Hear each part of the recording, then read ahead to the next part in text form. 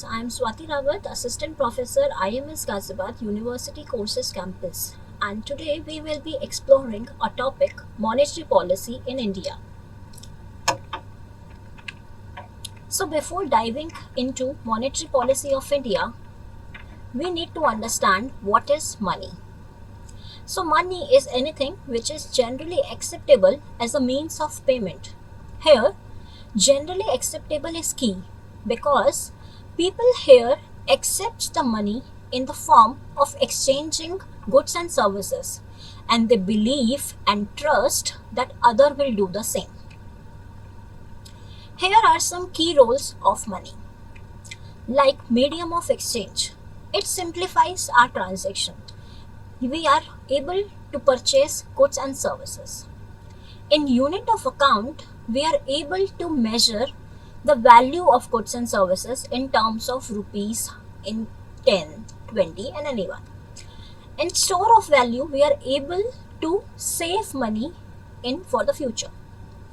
And for payment, deferred payment, we mean that we can be used this money for future transactions. In terms of if we take some credit in the market or by some people, we are basically doing the deferred payment. That means we are going to pay it in the future. So here we are trying to understand the evolution of money, how the money is evolving during a period of time.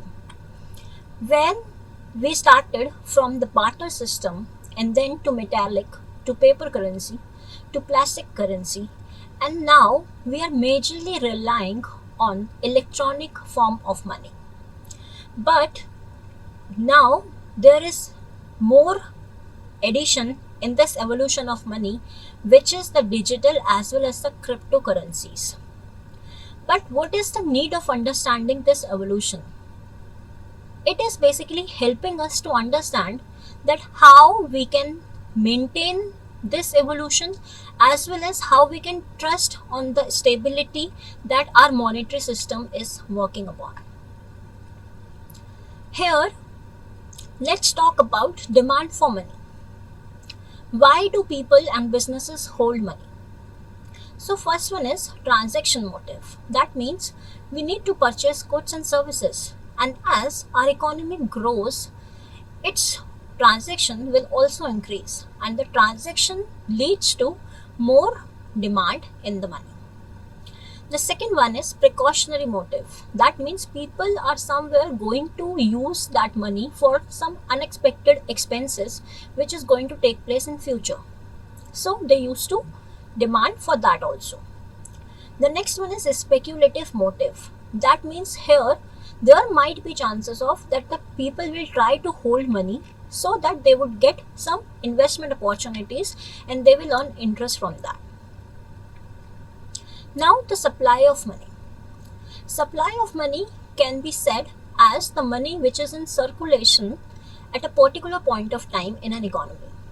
So it's not only the currency which is in circulation, but it also the deposits that is there with the banks, and there are some other liquid assets that are available in supply of money. So what is the need of understanding supply of money? It majorly plays role or impact the inflation. As there will be more supply in the money in the economy, there will be chances of more inflation in the economy. Now RBI, Reserve Bank of India, is the central bank of India, and it was established in 1935 with a recommendation of Hilton Young Committee and got nationalized in 1949. It has some functions which I mention over here, while the major one as the issuer of currency, bankers to bank, bankers to the government, as well as it regulates or maintains the foreign exchange. So what was the need of understanding all those concepts? Because in monetary policy, we are dealing with the money and we are trying to somewhere manage the supply of the money so that the demand can be controlled, and due to which we would be able to achieve some objectives. If we will say a particular definition, then it says it's a process which the RBI, which is Central Bank of India, manages Why it is managing? Because we need to control money supply using some tools and techniques which are there so that we would be able to achieve some objectives. The basic primary objectives are price stability and economic growth. These two terms are often intertwined with each other, as price stability will cause a create a favorable environment for sustainable growth. So, which are the tools which are used by RBI to manage that credit or the money supply in the economy? The first one is the quantitative tools. These tools are directly impact the overall banking system. Here we are just trying to manage the money supply and the credit in the economy. These are certain instruments which are mentioned here and that can be used by RBI in any form. The other one is qualitative tools. As qualitative tools not directly impact the whole supply of the money, but it used to influence the allocation which bank are rely upon. So these are certain instruments or tools which are qualitative ones. So these are the tools which used by the RBI so that they can achieve their objective. So how they are doing that? That is mentioned in monetary policy transmission. What basically it's trying to say that when RBI uses any of the tool, somewhere it takes time to reach out to the banks and to the people. So that duration is the transmission. For example, in COVID-19, there was somewhere deflation, or you can say there was some less demand in the economy.